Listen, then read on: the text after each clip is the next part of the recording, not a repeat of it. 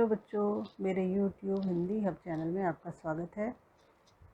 आज मैं और आप फिर से एक बार साथ साथ हैं।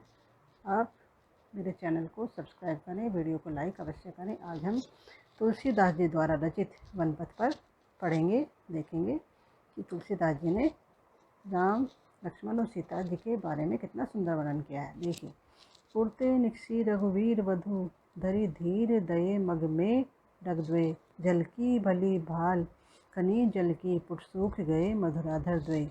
फिर बूझती हैं चलनो अब केतिक, पर्ण कुटी करियो कित हुए, तिये की लखी आतुरता पिय की, अखियाँ अति चारु चली जल चुए। प्रस्तुत पद्यांश में तुलसीदास जी ने श्री राम, सीता और लक्ष्मण वन में जा रहे हैं। उस समय जो सुकोमल सीता जी हैं, चलते चलते थक गई हैं। उनकी व्याकुलता का अत्यंत ही मार्मिक वर्णन किया है। वो कहते हैं, पुरते निकसी रघुवीर वधु, धरि धीर दये मग में डगद्वे। प्रस्तुत पद्यांश में तुलसीदास जी कहते हैं कि श्री राम, लक्ष्मण और सीता जी के साथ महल से निकले तो उन्होंने बहुत धैर्य के साथ मार्ग में 2 ही कदम रखे। जल की भली भाल कनी जल की पुट सूख गए मधुराधर द्वे। 2 ही कदम रखे थे। सीता जी थोड़ी ही दूर चली थी कि उनके माथे पर पसीने की बूंदें आ गईं और पुट सूख गए मधुराधर द्वे। और जो उनके सुकोमल होठ बुरी तरह से सूख गए, यानी कि सीता जी को प्यास लगने लगी। फिर बूझती हैं चलनो अब केतिक, पर्ण कुटी करियो कित हुए। और श्री रामचंद्र जी से सीता जी पूछती हैं कि अभी हमें कितनी दूर और चलना है। पर्ण कुटी करियो कित हुए, और हम अपनी जो पत्तों की कुटिया है वो कहाँ बनाएंगे। सीता पत्नी की इस दशा को देखकर रामचंद्र जी की आंखों में आंसू की धारा प्रवाहित होने लगती है। तिये की लखी आतुरता पिय की, अखियाँ अति चारु चली जल चुए। श्री रामचंद्र जी की आंखों से आंसू की धारा प्रवाहित होने लगती है। राजमहल का सुख भोगने वाली अपनी पत्नी की ऐसी दशा देखकर वे द्रवीभूत हो गए। अब सेकंड देखिए, जल को गए लक्ष्मण है लरिका, परिखो पिए छाए घरीट वे ठाड़े, पोछी पसेऊ व्यारी करो, अरु पाए पखार बहुरी झाड़े। तुलसी रघुवीर प्रिया श्रम जानिके, बैठी विलंब लो कंटक काढ़े, जानकी नाहा को नेहु लख्यो, पुलको तनु वारी विलोचन बाड़े। प्रस्तुत पद्यांश में तुलसीदास जी ने सीता जी की व्याकुलता तथा सीता जी के प्रति राम के प्रेम का बहुत ही सुंदर वर्णन किया है। अब देखिए, इसमें जल को गए लखुन है लरिका। प्रस्तुत पद्यांश में तुलसीदास जी कहते हैं कि सीता जी जब चलते चलते थक गई थी और उन्हें प्यास लगने लगी तो लक्ष्मण उनके लिए जल लेने के लिए गए हुए हैं। परिखो पिए छां घरीट हवे ठाड़े।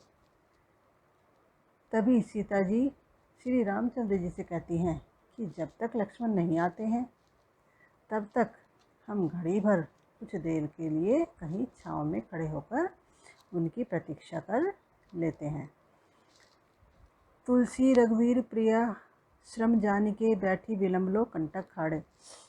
सीता जी श्री रामचंद्र जी से कहती हैं कि मैं तब तक आपका पसीना पोंछकर आपकी हवा कर देती हूँ तथा बालू से तपे हुए पैरों को धो देती हूँ। श्री रामचंद्र जी समझ जाते हैं कि सीता बहुत थक चुकी हैं और वह कुछ विश्राम करना चाहती हैं। जानकी नाहव को नेहु लखो, पुलको तनु वारी विलोचन वारे। तुलसीदास जी कहते हैं कि जब श्री राम ने सीता जी को थका हुआ देखा तो उन्होंने बहुत देर तक बैठकर उनके पैरों से कांटे निकाले। सीता जी ने अपने स्वामी के प्रेम को देखा तो उनका शरीर पुलकित हो गया और आंखों में प्रेम रूपी आंसू छलक उठे।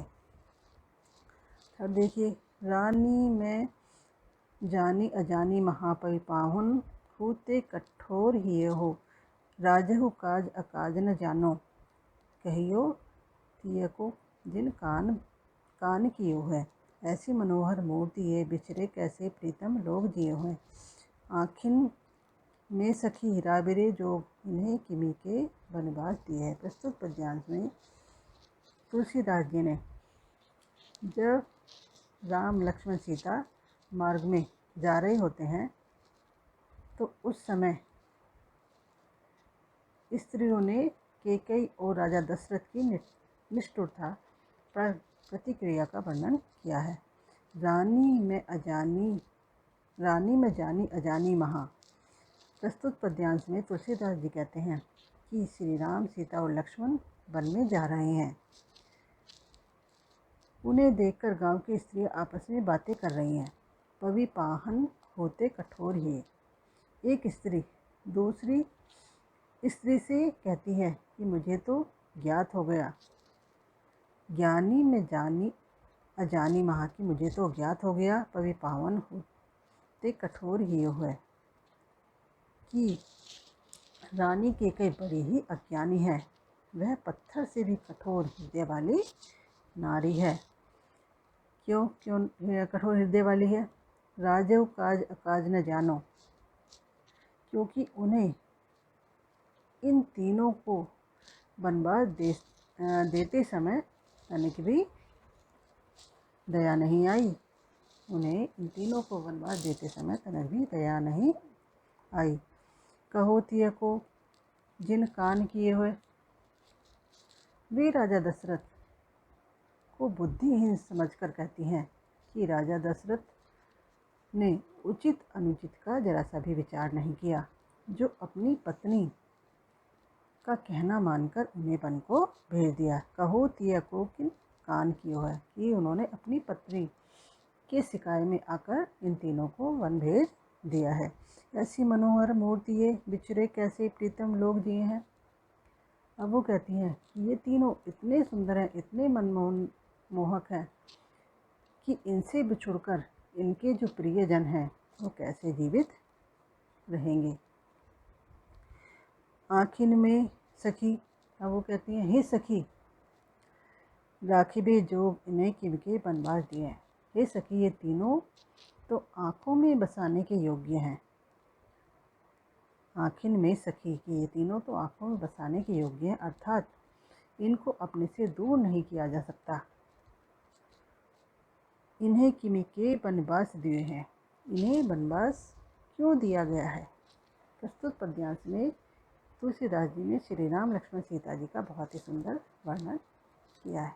और देखिए शीस जटा उर बाहु विशाल, विलोचन लाल तिरछी सी बोहें, तून सरासन वान धरे, तुलसी वन मार्ग में सुठ सोहें, सादर बारही बार सुभाए चिते, तुम त्यो हमरो मन मोहे, पूछती ग्राम वधु सियसो, कहो सांवरे से सखी रावरे को है। प्रस्तुत पद्यांश में तुलसीदास जी ने ग्रामीण स्त्रियां जो सीता जी से कुछ प्रश्न पूछती हैं, वे श्री रामचंद्र जी के बारे में जानना चाहती हैं और उनसे हंसी हंसी में परिहास कर रही हैं, उनसे पूछना चाह रही हैं। देखिए, शीस जटा और बाहु विशाल, विलोचन लाल तिरछी सी बोहें। प्रस्तुत पद्यांश में तुलसीदास जी कहते हैं कि ग्रामीण स्त्रियां सीता जी से पूछती हैं कि जिनके सिर पर जटाएं हैं, भुजाएं और वक्ष स्थल विशाल है, नेत्र लाल हैं, बोहें तिरछी हैं, तून सरासन बाण धरे, और जिन्होंने तरकस बाण को और धनुष धारण कर रखे हैं, तुलसी वन मार्ग में सुठी सोहें, जो वन मार्ग में अत्यंत सुशोभित हो रहे हैं, सादर बारही बार सुभाए चिते, तुम त्यो हमरो मन मोहे, तथा बार बार आदर व प्रेम पूर्ण चित्त से तुम्हारी ओर देखते हैं। उनका यह सौंदर्य रूप हमारे मन को मोहित कर रहा है। पूछती ग्राम वधू सियसो, कहीं सांवरे से सखी रावरे को है। अब जो ग्रामीण स्त्रियां हैं सीता जी से प्रश्न पूछ रही हैं कि हे सखी, ये जो सांवले श्री रामचंद्र जी मनमोहक रूप वाले तुम्हारे कौन हैं? ये सखी रावरे को है, ये तुम्हारे क्या लगते हैं? और देखिए आगे वाला देखिए। सुनी सुंदर बैन सुधारस साने, सयानी है जानकी जानी भली, तिरछे करी नैन दे सैन तिहे, समझाए कछु मुस्काई चली, तुलसी ते ही ओसर सोहे सभे, अवलोकित लोचन लाहु अली, अनुराग तड़ाग में भानु उदय, विगसी मनो मंजुल कंचकली। प्रस्तुत पद्यांश में तुलसीदास जी ने सीता जी से श्री राम के विषय में जानकारी प्राप्त करने का प्रयास किया है। इस पर सीता जी ने जो संकेत के माध्यम से श्री राम के विषय में बताया है उन ग्रामीण स्त्रियों को, उसके बारे में वर्णन किया है। सुनी सुंदर बैन सुधारस साने। प्रस्तुत पद्यांश में तुलसीदास जी कहते हैं कि जब ग्रामीण स्त्रियों ने सीता जी से श्री रामचंद्र जी के विषय में पूछा कि ये सांवरे और सुंदर रूप वाले तुम्हारे क्या लगते हैं, सियानी है जानकी जानी भली, उनकी उस अमृत रूपी मधुर वाणी सुनकर सीता जी समझ गए कि ये स्त्रियां बहुत चतुर हैं। वे उनके मनोभावों को समझ गई हैं कि ये प्रभु के साथ साथ मेरा संबंध जानना चाहती हैं। तब तिरछे करी नैन दे सैन तिन्हें, तब सीता जी ने उनके प्रश्न का उत्तर अपनी मुस्कुराहट और संकेत भरी दृष्टि से ही दे दिया।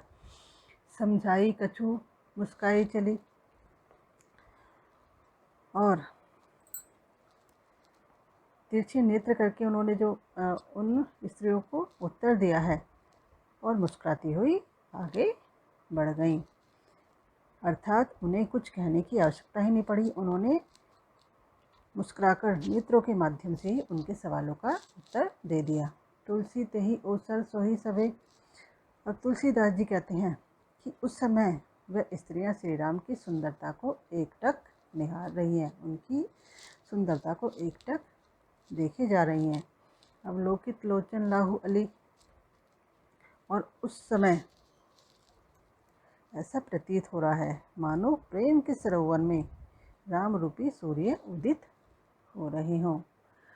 अनुराग तड़ाग में भानु उदय, विगसे मनो मंजू कंचकली, जैसे सरोवर में राम रूपी सूर्य उदित हो रहे हों और उन ग्रामीण स्त्रियों के नेत्र रूपी कमल की सुंदर कलियां खिल गई हों। अर्थात उनके नेत्रों ने अपने जीवन को सफल बना लिया हो श्री रामचंद्र जी, लक्ष्मण और सीता का दर्शन करके।